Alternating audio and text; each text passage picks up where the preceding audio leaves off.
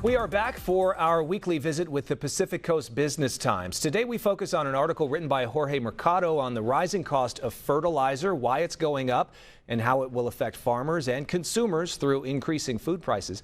Executive editor Tony Biasotti joins us live over Zoom to talk about this new reporting. Tony, let's start with why the cost of fertilizer is going up.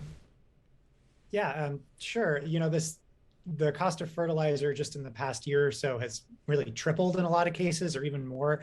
Obviously, the cost of everything's going up. There's a certain element of just general inflation, pandemic, supply chains. But the big shock to the market lately has been the war in Ukraine and the sanctions on Russia. Russia's a major exporter of nitrogen and other chemical fertilizers, which I didn't know until we reported this story. But so that obviously has caused the price to really go up lately. And even before the war, there was a report out from the federal government that prices had doubled and tripled, and it's gone even higher since then.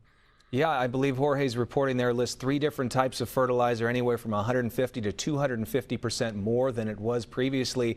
He talked to a farmer with 2,000 acres of avocado orchards in the Carpinteria area. What did he have to say about navigating this new challenge?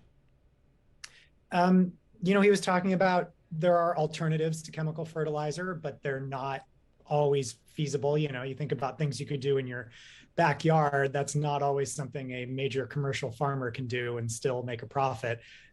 Planting cover crops, stuff like that. He said that a lot of farmers, like in the Central Valley, will substitute manure-based fertilizers for these chemical products, but that doesn't really work here. We don't have a lot of livestock operations in close proximity to us that would generate that amount of manure fertilizer. Trucking it from Fresno or Bakersfield is probably not economical. So a lot of what growers have to do is just kind of take it on the chin a little bit. Retail prices might go up, but in the ag industry in general, a lot of farmers will sign contracts that, the price they're going to get for their avocados is set well in advance. So a last minute increase in the price of fertilizer, they're just going to have to swallow that cost. Another challenge for farmers here, along with the changing weather that they have to deal with and everything else. I thought it was interesting. The leader of the Ventura Farm Bureau told you that the price of strawberries specifically will be less likely to go up. But why is that? Yeah, this was another thing I learned from this article. Apparently, if the cost of producing strawberries goes up, the retail price might not, because strawberries are frequently a loss leader for supermarkets and retailers.